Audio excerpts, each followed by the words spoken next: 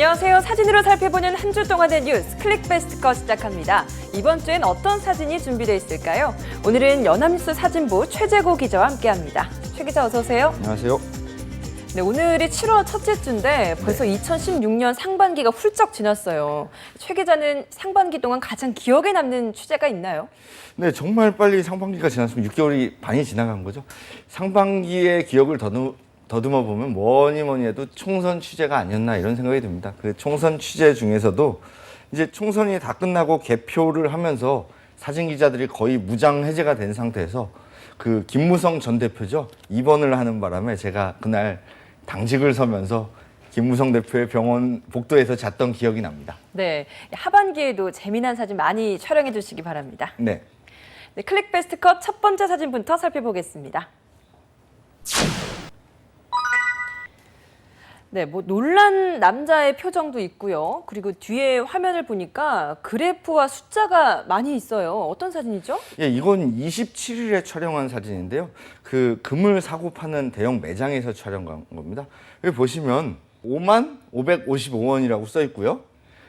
189,580원이라고 써 있습니다. 네. 이게 뭐냐면 금 1g에 5만 원이 넘었다는 거예요. 지금 이 사람의 표정을 보면 굉장히 놀랐죠? 네, 놀랄만도 하네요. 여기도 제가 자주 가는 취재 현장인데요. 네. 금을 사고 파는 곳인데 이분이 점지하는 분인데 굉장히 놀랐어요. 브렉시트 후폭풍 때문인가요? 네, 브렉시트의 영향 때문인데요. 안전자산에 대한 선호도가 굉장히 올라갔어요.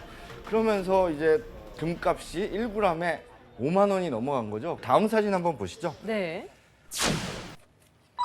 아, 여기 금거북이, 금두꺼비도 보이고요. 골드바도 여기 쭉 나열되어 있네요. 이제 다양한 금 제품이 있는데 제가 아까 말씀드린 금 가격을 보면 네. 1g에 5만 원 정도 생각하는 여기 뭐라고 써있냐면 1,000g입니다. 네. 1,000g.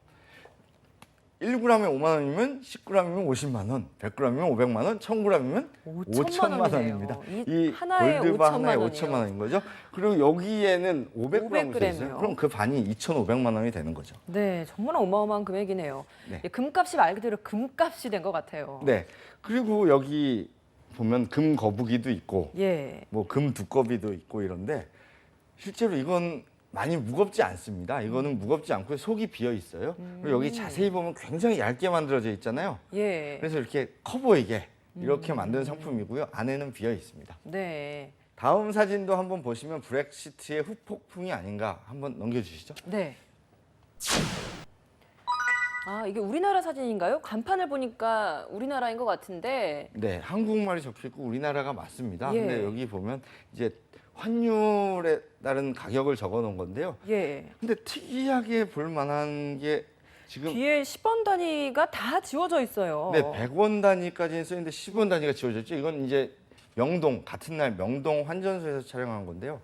하루에도 환율의 변동이 너무 크다 보니까 그때마다 시세표를 수정하기가 어렵습니다. 네. 그래서 이제 100원 단위까지는 놔두고 10원 단위는 아예 지워버린 거죠. 네, 이것도 역시 브렉시트의 후폭풍이라고 할 수 있겠네요. 네. 네, 지난주 이후에 브렉시트 뉴스가 넘쳐났었죠. 다가올 변화에 대해서 대비하고 준비하는 것도 좋지만 과도한 불안감을 떨쳐내는 게 좋지 않나 생각이 듭니다. 다음 사진도 함께 살펴보도록 하겠습니다. 네, 실내 공간에서 많은 사람들이 한꺼번에 모여 있습니다. 뭐 화면을 보고 있는 사람도 있고 각자의 노트북이나 휴대폰을 보는 사람도 있고요.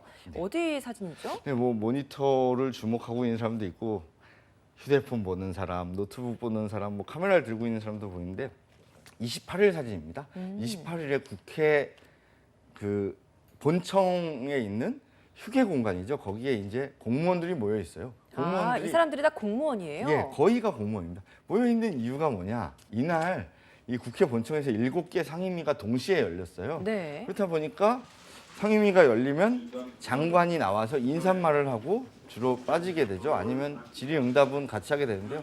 실질적인 업무에 대한 대답은 국장급에서도 하고 장관도 실제 하게 됩니다. 근데 장관이나 국장들이 자기 부처에 있는 모든 일을 자세하게 알고 있지 못해요. 네. 그러다 보니까 실무자들이 밖에서 이렇게 대기하고 있는 거죠.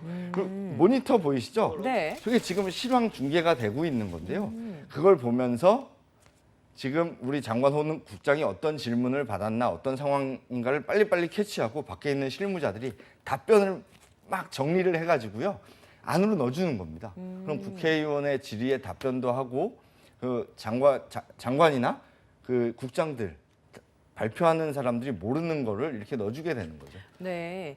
그럼 그 취재 기자들은 어디에서 머무나요? 이게 다 공무원 분들이라면 취재 예. 기자들이 어디에 있는지도 궁금한데요. 그 취재 기자들 같은 경우엔 기자실에도 이 상임위 TV가 나옵니다. 그래서 거기서 보는 사람들도 있고 직접 안에서 보는 상황도 있습니다. 근데 이 안에 들어가면 굉장히 비좁아요. 취재 기자, 사진 기자, 영상 카메라 기자, 또 의원들의 보좌관들까지 들어가 있거든요. 그래서 정말 덥고 국회 취재 중에서 제 기억으로는 아마 좀 피하고 싶은 취재가 아닌가 이런 생각이 드네요. 네. 다음 사진도 함께 살펴볼까요? 네, 이거 역시도 조금 전 봤던 그 대기실과 비슷한 모습인데 좀 하나 특이한 게 여기 국회의사당 모습이 유리창에 비친 건가요? 어떻게 찍은 사진이죠? 이게 아까 말씀드린 것처럼 여기도 국회 본청의 휴게 공간이에요. 저 뒤쪽으로는 복도가 있는데요. 이 국회 본청이 지금 이 사람들이 있는 곳의 건물 모습입니다. 이 가운데 로텐더 홀이라는 게 있고 그 주변으로 이렇게 유리 벽이 있습니다.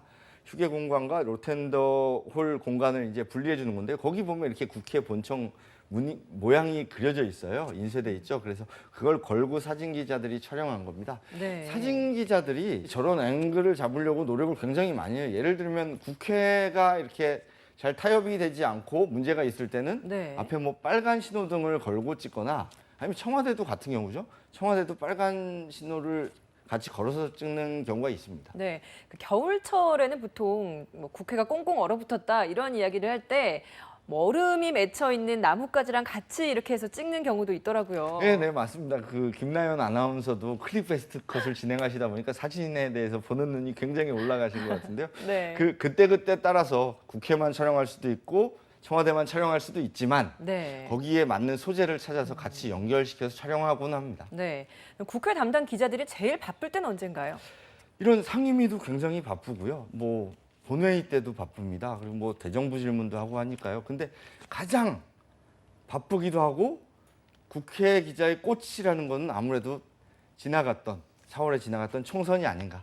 정말 힘들지만 국회 기자로서 꼭 해봐야 되는 취재고요. 네. 또 뭐 취재할 때 보람도 생기고요. 네. 그리고 총선이 끝나고 나면 국회의원들이 바뀌잖아요. 예. 그럼 국회 기자들은 이제 국회의원 300명의 얼굴. 익혀야겠네요. 예, 물론 주요 의원들은 그대로 있지만 이제 초선 의원들은 누가 누군지 몰라요. 그래서 국회 수첩을 보면서 얼굴도 익히는 그런 기간이 생깁니다. 네. 네, 새로 시작한 20대 국회 국민의 대표로서 부끄럽지 않은 활동 기대해 보겠습니다. 다음 사진 함께 살펴보겠습니다. 네, 한 묘지 사진인데 여기 묘비명에 창녕조공 힙할이라고 쓰여 있습니다.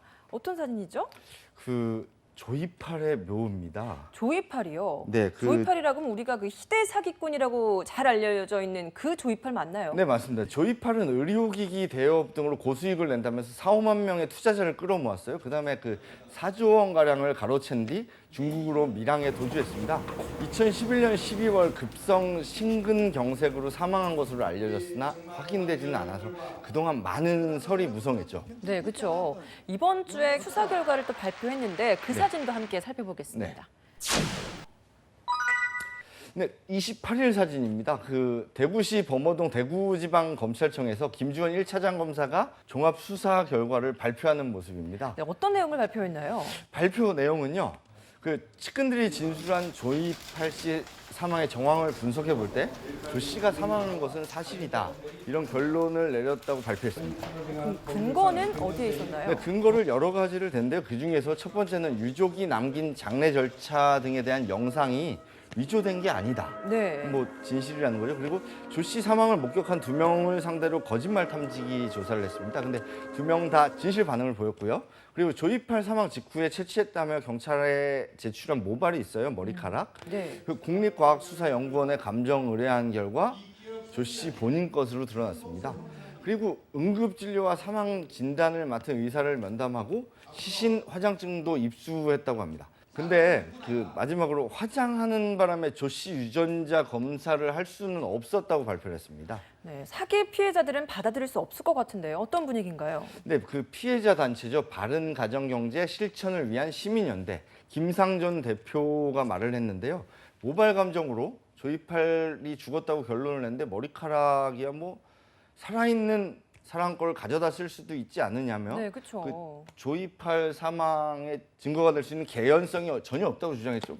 뭐 극단적인 예를 들자면 제 머리카락을 잘라서 뭐 국립과학수사연구원에 죽은 사람이야라고 했을 때 뭐 그쵸. 똑같은 DNA가 나오는 거거든요. 네. 김 대표는 어차피 수사 결과는 별로 기대하지 않았다. 조이팔 최근 사진 한 장만 우리가 확보하면 검찰 수사가 엉터리라는 게 드러나지 않느냐 이렇게 말을 했습니다. 근데 제 생각에 제가 만약에 살아있는 조이팔이라면 얼굴도 좀 바꾸지 않았을까, 뭐 성형을 하지 않았을까 이런 네. 생각을 한번 해봤습니다. 네, 이 조이팔이 죽음마저도 사기 행각에 이용한 걸까요? 검찰 발표를 믿어야겠지만 세간의 의문은 여전히 사라지지 않는 것 같습니다. 다음 사진도 함께 살펴보시죠. 네, 울산 소방이라고 쓰여 있는 방호복을 입은 남성 2명이 서 있습니다. 어떤 사진이죠? 네, 울산 울주군의 고려 아연 공장에서 황산이 누출되는 사고가 있었습니다. 그 사고를 수습하는 소방관들의 모습입니다. 네, 그 말을 들으니까 이 바닥에 흘러 있는 것조차도 좀 황산이 아닐까 참 무섭습니다. 네, 황산이 굉장히 위험한데요. 안 그래도 이 현장에서 6명의 근로자들이 황산으로 인한 화상을 입었어요. 다음 사진 한번 보시죠. 네. 아, 정말 안타깝습니다. 온 몸에 붕대를 감고 있네요. 온몸에 붕대를 감고 구급차를 타고 이송되고 있는 모습입니다. 요즘 화학 물질 누출 사고가 굉장히 많은 것 같죠? 네, 이번 사고는 황산 사고였죠. 네, 화학 물질이라고 하면 굉장히 무섭긴 하지만 잘 모르는 게 사실이죠. 그 황산은 보통 액체 형태를 띠는데요. 부식성이 있어서 피부에 닿으면 화상을 입기 때문에 직접 만지거나 마시면 안 됩니다. 다만 황산 자체는 공기 중에 퍼지질 않아요. 그래서 유출이 됐으면 거기를 잘 차단하고 중화하면 큰 문제는 없죠. 네. 이외에도 요즘 화학물질과 관련된 사고가 너무 잦은데요. 좀 지난 사진인데 한번 보시죠, 이거. 네. 근데 작년 11월 16일 사진이에요. 역시 울산이고요. 예. 이수화학에서 불산이 누출됐던 사고였습니다. 이수화학 정문 앞에서 이제 소방대원들이 이렇게 방제 작업을 하고 있네요. 방제 작업을 안에서 하고 방호소죠, 여기. 이렇게 뭐 오염된 사람들을 꺼내면서 세척도 하고 하는 장소인데요. 네, 이 사건은 불산 누출 사고였죠. 네, 불산입니다. 불산은 상온에서 기체 상태를 유지하는 강한 산성 물질입니다. 그래서 금속에서 녹물을 제거하거나 반도체 실리콘 웨이퍼의 불필요한 부분을 이제 녹이는 데 탁월한 효능이 있는데요. 반도체 산업에 그래서 필수 화학 물질로 쓰입니다. 직접 마시거나 만지지 않으면 큰 문제가 없지만 아까 그 황산하고 다르게 가스 형태로 새어나오면서 피해가 커질 수가 있어요. 그래서 불산은 일반적인 황산보다 훨씬 빠른 속도로 피부에 침투하기도 하고요. 네. 이게 인체에 유입될 경우에 신경계를 교란시키는 것으로 알려져서 굉장히 위험합니다. 예. 이 구미나 울산뿐 아니라 여수나 시흥, 익산 등 공업단지에는 이런 화학물질 취급 공장이 굉장히 많이 몰려 있습니다. 그렇다 보니까 항상 위험이 도사리고 있는데요. 정부에서 화학재난 합동방제센터를 설립하기는 했지만 계속되는 유출 사고에 주민들은 불안하기만 합니다. 더 강력한 대책이 있어야 할 것 같습니다. 다음 사진 함께 살펴보겠습니다. 달력 사진인데요. 지난 5월 달 사진입니다. 근데 6일에 동그라미가 치어져 있네요. 네, 5월 6일 기억하세요 혹시? 임시공휴일이었죠. 네, 이날 이 5일이 어린이날이고 바로 주말에 연결되면서 징검다리 연휴면서 임시공휴일로 지정해서 쉬었던 기억이 있는데요. 네. 공휴일 체계가 날짜를 기준으로 돼 있다 보니까요. 저렇게 목요일에 걸려서 애매한 경우가 생깁니다. 정부가 일부 법정 공휴일을 특정 요일로 지정해가지고 쉬도록 하는 방안을 검토한다는 소식입니다. 아, 네. 그럼 이렇게 임시공휴일을 지정하는 게 아니라 공휴일 자체를 날짜가 아니라 요일로 그렇죠. 지정을 한다는 거죠. 이제 몇 월 몇째 주 무슨 요일은 무슨 날이야 이렇게 결정을 하게 되는 건데요. 네, 미국의 경우를 봐도요. 노동절은 9월 첫째 월요일이고 추수감사절은 11월 넷째 목요일 이렇게 요일로 지정이 돼 있습니다. 또 뿐만 아니라 일본 또한 2000년 이후에 성인의 날 등 4개의 공휴일을 월요일로 지정을 해서 내수 진작 효과를 보기도 했다고 하네요. 네, 요일 지정제로 전환해서 토요일, 월요일, 금, 토일 등 연휴가 늘면요. 아무래도 집에 있는 시간보다 여행 가는 시간도 많아지겠죠. 그러면서 내수와 서비스업 경기도 활성화되는 효과를 기대할 수가 있습니다. 기업 입장에서도요. 공휴일, 요일 지정제가 업무 집중도를 높일 수 있다는 점에서 일부 긍정적이라는 평가도 있습니다. 네, 그래도 3.1절이나 8.15 광복절 같은 경우는 이 날짜에 좀 의미가 있다 보니까 이런 날짜마저도 그렇게 요일제로 지정을 하면 좀 문제가 있을 것 같은데요. 네, 우리나라는 그 특이하게 날이 딱 의미가 있는 날들이 굉장히 많아요. 네. 예를 들면 광복절, 3.1절 등 특정 날짜에 담긴 공휴일이 많은데요. 그 특정 날짜를 중심으로 공휴일을 오랜 기간 지정해온 탓에 이제 국민 정서상 날짜가 바뀐 기념일에 대해서 이제 공감대가 형성되지 않을 수 있어요. 예를 들면 내 생일은 12월 둘째 주 목요일이야. 별로 의미가 없지 않습니까? 네. 그러니까 뭐 제 생각이지만 두 개를 병행하는 것도 괜찮을 것 같습니다. 네, 이번 논의에선 과연 어떤 결과가 나올지 주목되는데요. 사람들의 생활 패턴의 변화와 의식 변화가 제대로 반영되는 결론이 나기를 기대해 봅니다. 다음 사진 함께 살펴보겠습니다. 아기 동물인가요? 어떤 사진이죠?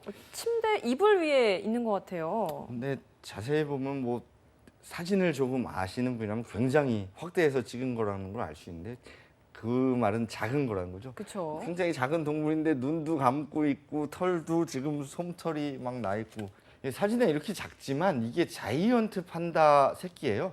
지난 27일 중국 마카오의 자이언트 판다 파빌리온이 공개한 인큐베이터 속에 있는 아기 팬다죠. 인큐베이터 속에 있다면 그만큼 미숙아라는 의미네요. 네. 촬영하기 전날 2마리의 판다 새끼가 태어났는데요. 그중에 한 마리는 정상 체중 135g으로 태어났습니다. 근데 다른 한 마리는 그 반도 안 되는 53.8g으로 태어났거든요. 이 아기가 그 그렇죠. 새끼겠네요. 사람으로 치면 미숙아. 네. 그래서 지금 인큐베이터 속에서 특별 관리를 받고 있다고 합니다. 네, 참 안쓰러운데 빨리 건강해졌으면 좋겠습니다. 네. 그 자이언트 판다는 그 주로 중국 쓰촨성 산간 지방에 서식하는 멸종 위기종입니다. 네. 보통 중국을 상징하는 동물은 용. 용이죠. 예, 용인데 판다도 큰 비중을 차지하고 있죠. 2008년 베이징 올림픽 마스코트 혹시 기억하시나요? 네, 그때도 판다였죠. 예, 그때 마스코트가 판다였습니다. 그럼 이 인큐베이터 속에 이 새끼 판다가 다 자라 건강하게 다 크면 몇 킬로그램 정도가 되나요? 저보다 조금 더 나가는데요. 보통 판다가 다 크게 되면 조금이 아니고 많이 더 나갑니다. 예. 100kg에서 115kg 정도입니다. 뭐 제가 100kg 된다는 얘기는 아닙니다. 저 판다 인큐베이터 속의 이 판다는 53.8g이니까 이제 2,000배는 더 커야 어른이 되는 거죠. 아, 그- 많이 커야겠네요. 네. 또 이번 주에 우리나라에서 이제 새 아기가 태어났어요. 동물원에서. 그 사진도 한번 보시죠. 네, 우리나라에서 태어난 아기 새끼들도 한번 살펴볼까요? 아, 코끼리가 태어났네요. 네, 아기 코끼리입니다. 여기 뭐 이렇게 풀도 묻히고 엄마 옆에 딱 붙어 있는 모습이 굉장히 귀여운데요. 서울대공원에서 제공한 사진입니다. 국제적 멸종 위기에 놓인 코끼리죠. 아시아 코끼리입니다. 지난 94년에 서울대공원에서 코끼리가 탄생한 이후 22년 만에 이렇게 아기 코끼리가 태어난 경사라고 합니다. 네. 지난주 금요일 새벽이었는데요. 이번 주에 사진이 공개된 겁니다. 아기 코끼리 아빠 엄마는 2010년도에 스리랑카 정부로부터 기증받은 수컷 가자바와 암컷 수겔라입니다. 현재 아기 코끼리는 어미 수겔라죠. 수겔라가 보살피고 있는데 건강 상태는 아주 양호한 것으로 알려졌고요. 이 아기 코끼리는 오는 7월 말 대동물관 내실, 그러니까 실내죠. 실내에서 관람이 가능하고요. 네. 외부 방사장은 여름이 지나고 이렇게 개방해서 사람들에게 보여줄 예정이라고 합니다. 네. 새로 태어난 이 아기 동물들 부디 탈 없이 건강하게 잘 자라줬으면 좋겠습니다. 네, 오늘 저희가 준비한 사진은 여기까지입니다.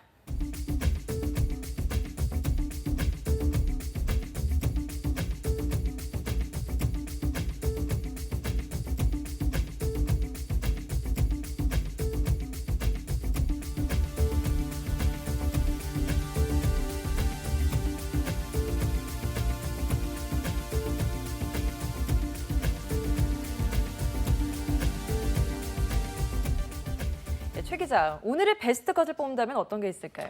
예, 저는 아기 판다, 자이언트 판다죠. 자이언트 판다의 그 눈도 못 뜬 귀여운 모습을 베스트 컷으로 뽑았습니다. 왜냐면요, 지금 아직 인큐베이터에 있다는 건 굉장히 약하다는 겁니다. 이 약한 팬다가 잘 자라서 큰 팬다로 볼 수 있기를 희망하는 마음에서 한번 골라봤습니다.